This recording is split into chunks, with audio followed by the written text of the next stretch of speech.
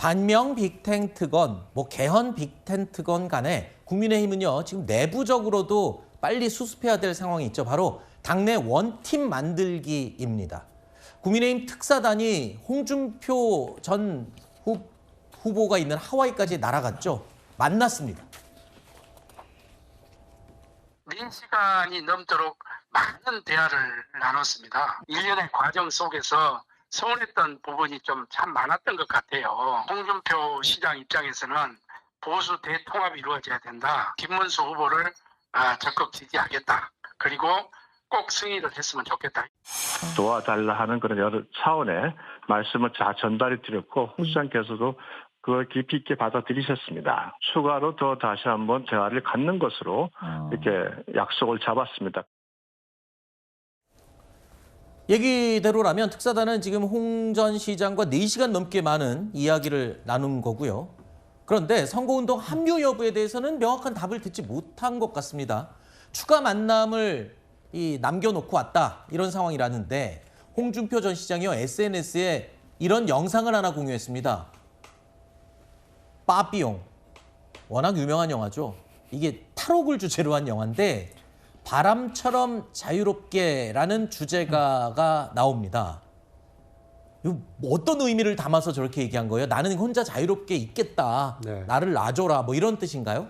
노래 제목에 비틀즈 노래 중에 Let It Be라는 노래가 있죠. 네. 나를 좀 내버려 달라. 내버려 달라. 나 이제 탈당도 하고 정계 은퇴했으니까 이번 대선에 나를 끌어들이지 말아달라라는 표현을 저런 이렇게 영화 주제가로 한 것이 아닌가 하는 생각이 듭니다.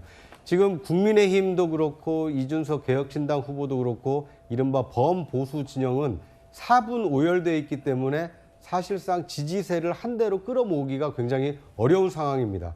국민의힘의 경우에는 대선 경선 후유증도 아직 치유가 안 된 상황이기 때문에 반 이재명 빅텐트는 아직 시도조차 하지 못하고 있는 상황입니다. 그렇지만 하루하루 지금 대선 투표율은 다가오고 있지 않습니까? 이 상황을 안타깝게 지켜보고 있는 이른바 범보수 지지층을 끌어내기 위해서는 네. 그 지지층이 투표에 참여할 만한 동인을 만들어야 되는데 네. 첫 번째는 당내 통합일 것이고 두 번째는 이른바 이재명 그 후보에 대한 이 견제 심리를 작동하기 위한 후보 단일화가 아닐까. 네. 두 가지를 과연 이 짧은 기간 내에 해낼 수 있느냐 없느냐에 네. 6.3 대선의 승패가 달려있다. 이렇게 볼 수 있을 것 같습니다. 자, 하와이에서 바람처럼 자유롭게라는 빠삐용 주제가를 SNS에 올렸던 홍준표 전 시장.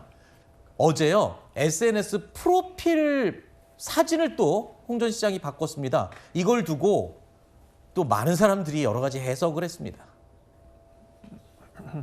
홍준표 전 시장이 파란 넥타이를 맨 사진을 올리셨다가 특사단 만나신 이후에는 붉은 넥타이로 다시 교체를 하셨더라고요. 원래 그 색깔이 우리 한나라당 때 우리 색깔이었어요. 그런데 그거를 생각 없이 사실은 바꾸신 것 같아요. 좀 젊은 사진으로 초심으로 돌아가겠다 하는 그런 마음이 많이 깔려 있었던 것 같아요.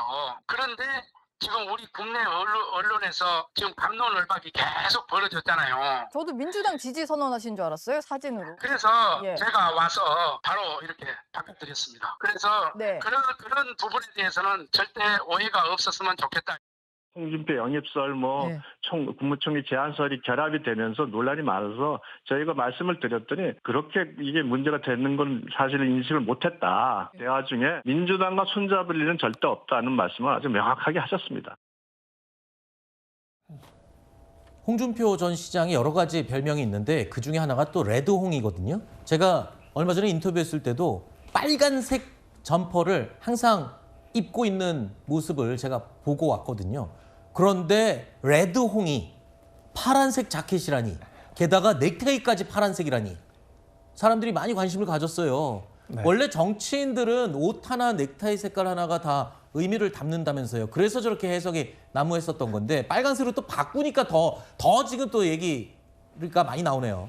일단 김대식 유상범 의원이 잘 설명을 해주신 것 같습니다. 그와 별개로 제 생각에 홍준표 전 시장이 상당히 자유로운 영혼이에요. 그래서 엄밀히는 지난 20대 대선에서도 경선이 끝나자마자 유세도 딱히 도와주는 모습들은 아니었고 이 출구조사 발표 당시에도 현장을 지키지 않았던 그래서 끝끝내 윤석열 당시 후보가 갈등을 봉합하지 못한 것이 아니냐 그런 평가들이 당시에도 있었습니다. 또한 이제 대선이 끝나자마자는 바로 지방선거 출마를 공식화를 하면서 대구시장으로 내려갔었죠. 그래서 저는 개인적으로 그런 생각이 들더라고요. 홍준표 전 시장이 비판하는 지금 국민의힘의 그 모습, 모두가 자기가 주인공이 되어야만 한다라고 생각하는 그런 파편화된 모습이 어쩌면 홍준표 전 시장의 모습을 그대로 닮아 있다. 네. 그래서 오히려 홍준표 전 시장이 보여주는 이런 자유로움과 다양성이 국민의힘의 정체성 그 자체가 될 수 있다라고도 저는 생각을 합니다. 그래서 민주당의 어떤 지지 선언을 하고 이재명 후보와 함께하는 그런 모습만 아니라고 한다면 저는 얼마든지 이런 것들도 당내 다양성의 측면에서 이해할 수 있다라고 생각을 하고요. 끝끝내 저희가 봉합과 통합의 과정을 보여줌으로써 더한 이 감동이 배가 될 여지도 있다라고 저는 보고 있습니다.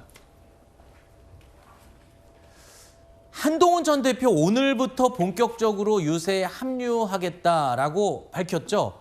자, 선대위에 합류하지 않고 독자적으로 또 유세에 나선다고 해서 이걸 가지고 또 많이 의미를 부여합니다. 일단 오늘부터 3일 동안 부산 수영구 광안리를 시작해서 대구, 충청, 강원 돌면서 지원 유세를 할 겁니다. 그런데 이른바 별동대 유세라고 해갖고 김문수 후보와 따로 움직여 이기는 거거든요. 그래서 일각에서는 한동훈 전 대표 지원 유세 동선에 윤 전 대통령과의 절연 메시지를 담은 게 아니냐 뭐 이런 해석도 나오고 있습니다. 워낙에 당내 갈등이 심했었기 때문에 이런 부분에 의미를 부여하는 것 같습니다.